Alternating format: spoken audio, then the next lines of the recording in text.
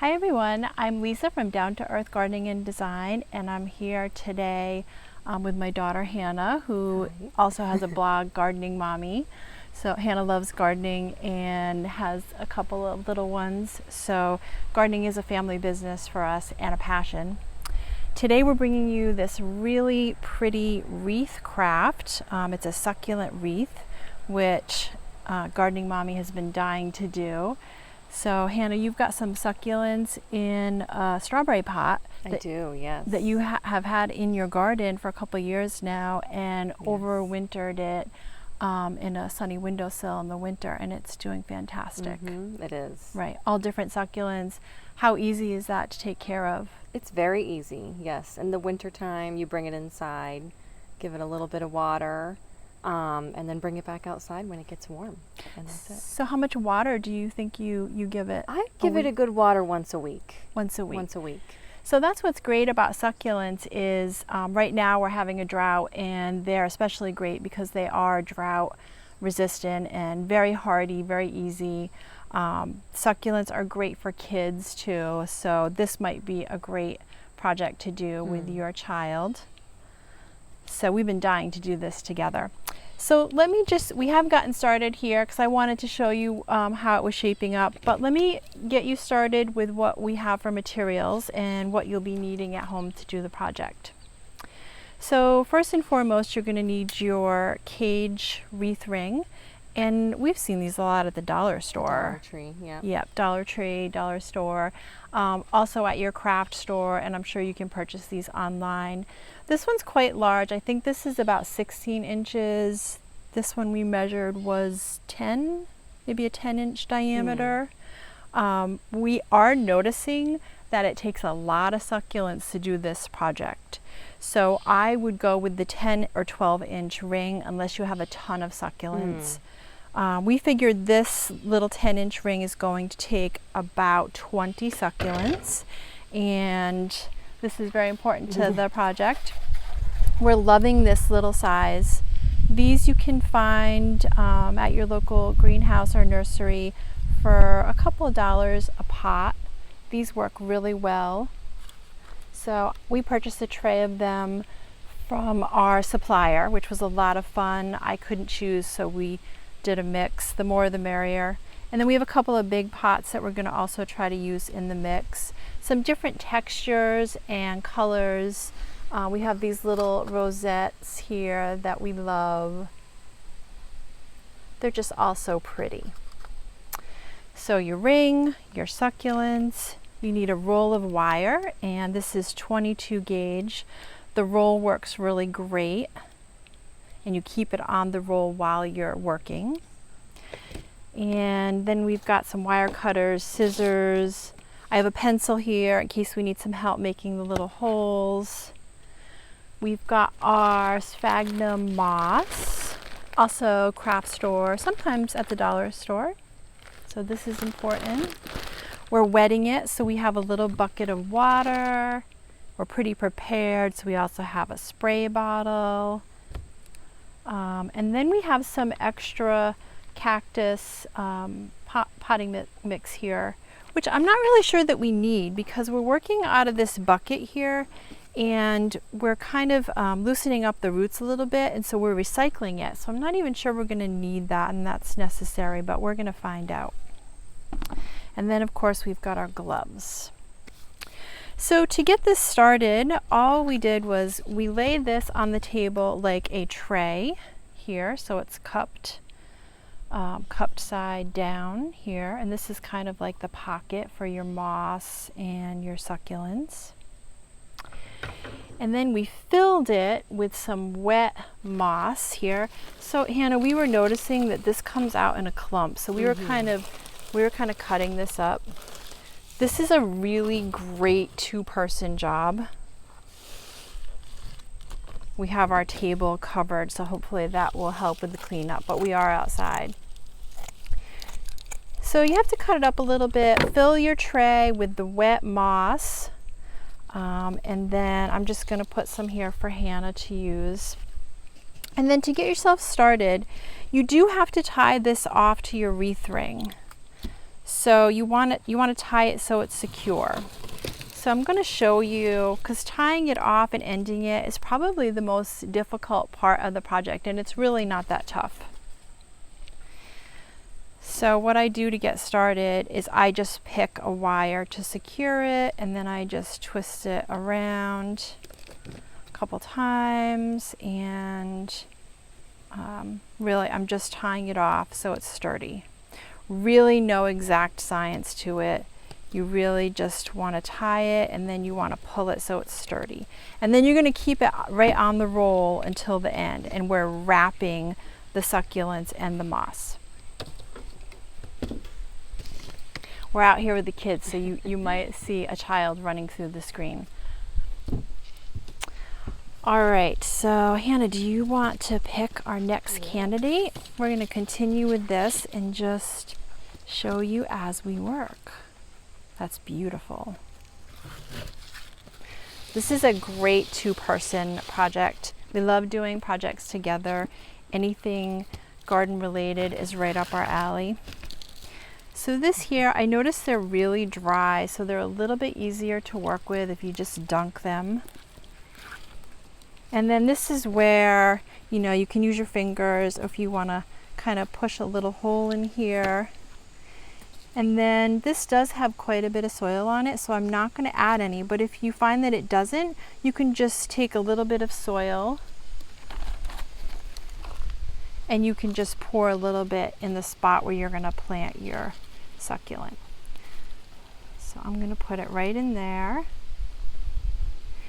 And then Hannah's just going to fill around it with our moss, and we've got it wet.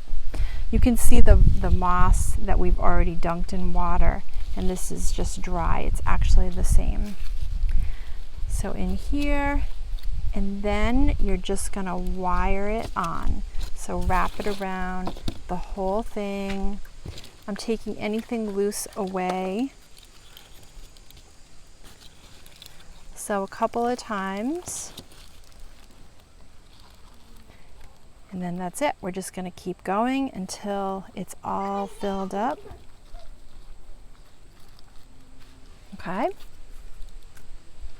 Just going to take a little bit off. Recycle the soil. Dunk it. Now I kind of like the mix here because different styles, and this just makes it a little fluffier. I'm going to push it in here. And then we're going to put the moss on top.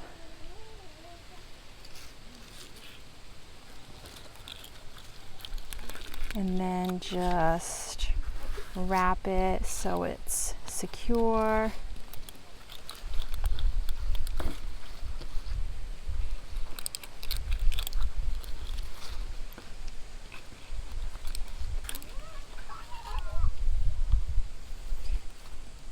I like that one because then we can fill in this gap here.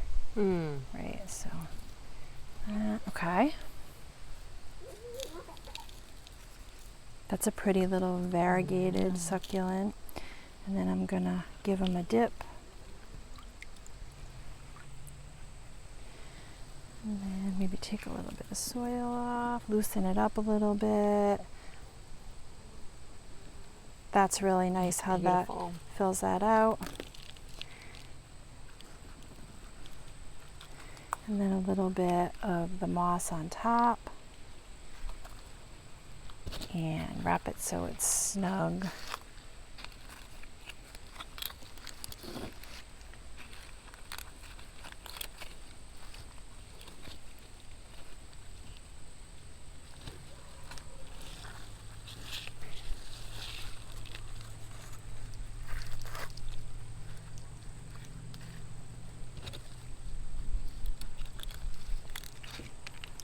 This is going to be so pretty when it fills out. And it's nice to give them a little bit of room to grow too, because they are going to grow. They'll have everything they need. Their soil as and the moss is the medium. And then it's just a matter of spraying it once a week with water to keep it a little moist.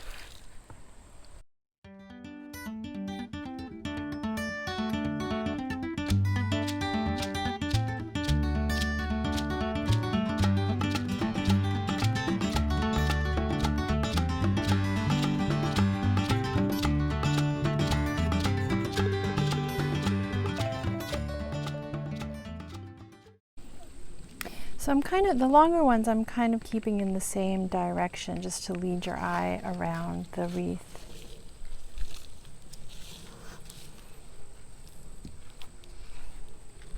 Oh, you've got it.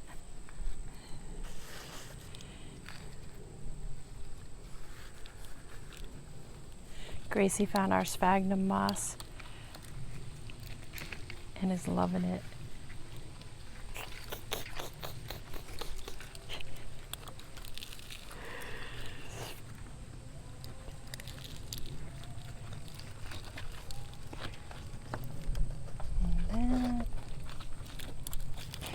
So starting and ending is probably the trickiest, just because in the beginning when you start it you want to really secure it, and at the end you're trying to really tuck it under the first piece. So show you here, and then I think I might have to take a little bit off. A little bit off, or maybe we try a different one. Oh, that's pretty. That is pretty. Yeah, I like that.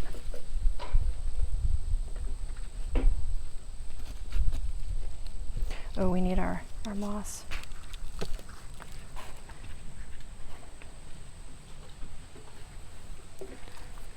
So just a little tricky to get in there and secure it. And then you want to kind of hide the wire.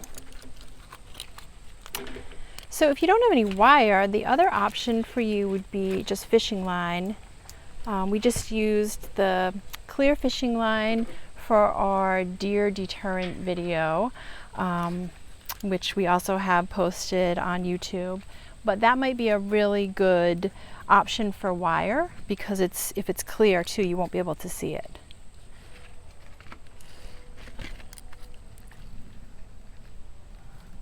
All right, so what do you think?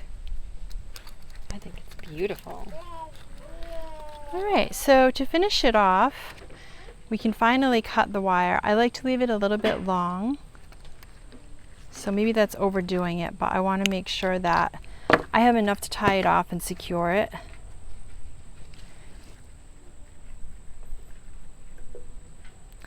And so now I am just trying to find part of the wreath ring to secure it on, and I'm just gonna wrap it around a couple times here.